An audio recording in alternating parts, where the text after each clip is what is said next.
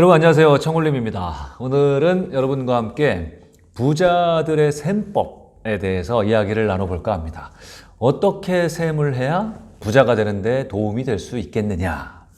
제가 부동산 투자를 오래 해왔고 부동산 강의를 하다 보니까 많은 분들이 저에게 이런 질문을 많이 하십니다. 뭐냐면 청울림님, 제가 지금 집을 한 채 사고 싶은데 이 집은 제 형편보다 너무 비싼 집입니다. 근데 이 집을 사려면 완전히 불가능한 건 아니고 지금 있는 모든 돈을 다 끌어 모으고 그리고 마이너스 통장까지 좀 써야 되고 대출은 당연히 이빠이 받아야 되고 그리고 때에 따라서는 뭐 부모님한테도 돈을 좀 빌려야 될 수가 있습니다. 이렇게 했을 때 겨우 살 수 있습니다.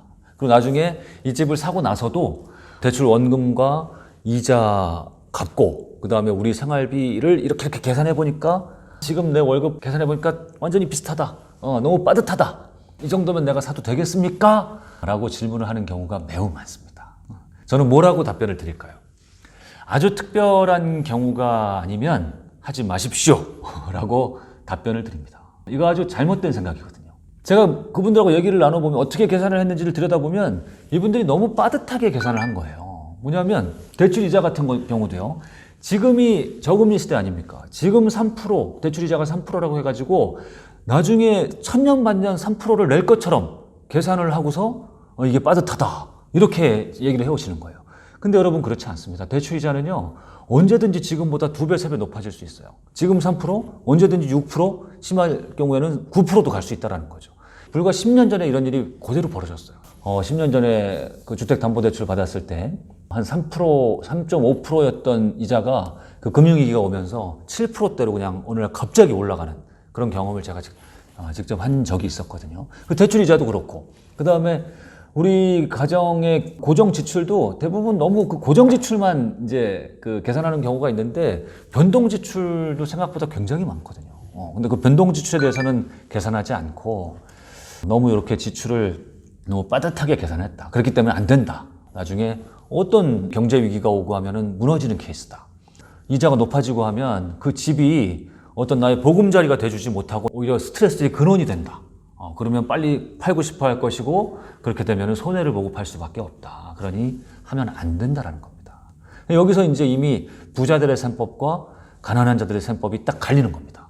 부자들은 여유 있게 계산해서 항상 어떤 위기 상황이 와도 내 재산을 헐값에 팔지 않아도 되는 쪽으로 그렇게 계산을 하고 가난한 사람들은 항상 빠듯하게 계산을 해가지고 위기 상황이 오면 이러지도 못하고 저러지도 못하고 내가 가진 자산을 헐값에 팔아버릴 수밖에 없는 그런 식으로 계산을 하더라는 것이죠. 이게 이제 내 집 마련을 할 때뿐만 아니라 투자를 할 때는 이런 경우가 더 빈번하게 생기곤 합니다. 여러분 얼마 전에 그런 뉴스 기사를 아마 보셨을 겁니다. 경기도에 있는 모 신도시의 어떤 임대사업자가 2년 전에 한 100채 정도의 아파트를 전세를 끼고 살았던 것이죠. 매매 가격과 전세 가격이 비슷해서 소위 갭 투자라는 걸 한 것인데요. 근데 이제 그분은 살 때는 몰랐던 것이죠. 2년이 지나니까 전세 가격이 엄청나게 떨어진 겁니다. 소위 역전세가 온 것이죠.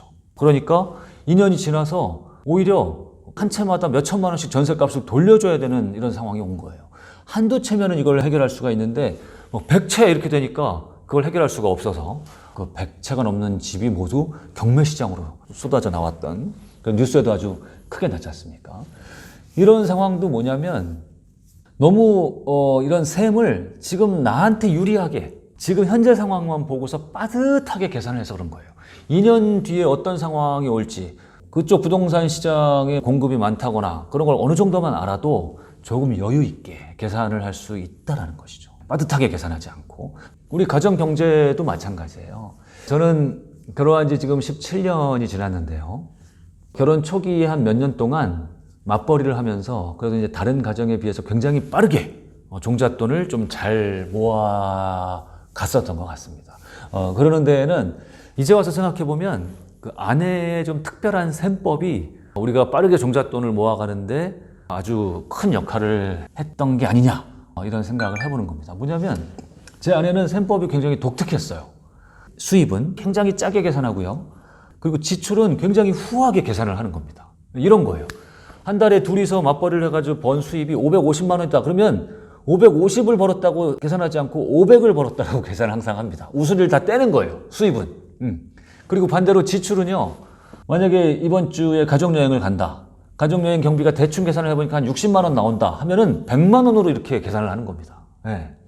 수입은 짜게 계산하고 나갈 돈은 후하게 계산하고. 저는 처음에 왜 아내가 이렇게 계산을 할까? 정확하게 계산하면은 오히려 좋을 텐데 왜 저렇게 이상하게 계산을 할까 했더니 그게 아니었던 거예요. 이렇게 계산을 하니까 수입도 때에 따라서는 세금이 잘못 계산됐다가 나중에 세금을 더 걷어가는 경우도 있었고, 지출 같은 경우도 우리가 예상하지 못했던 그런 변동 지출이 굉장히 좀 크게 나와서 우리가 예상했던 예산에서 막 좀 차이가 생기는 그런 경우가 많지 않습니까?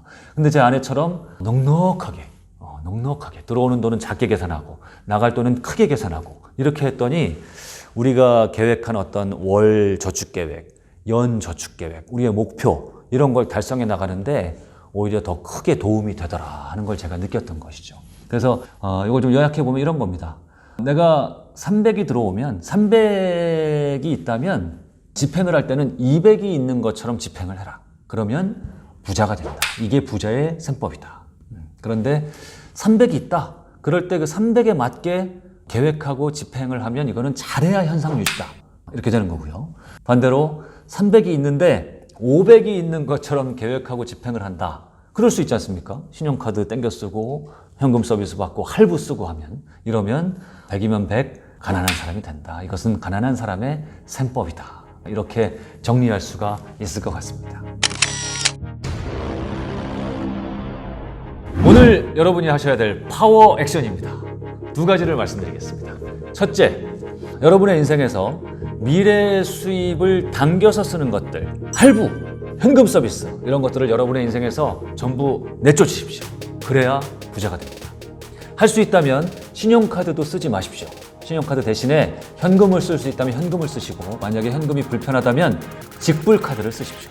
부자들은 전부 이렇게 합니다. 둘째, 돈이 있는 대로 그냥 쓰고 남으면 좋고 이렇게 생활하지 마시고 계획을 세워서 수입과 지출을 관리하십시오.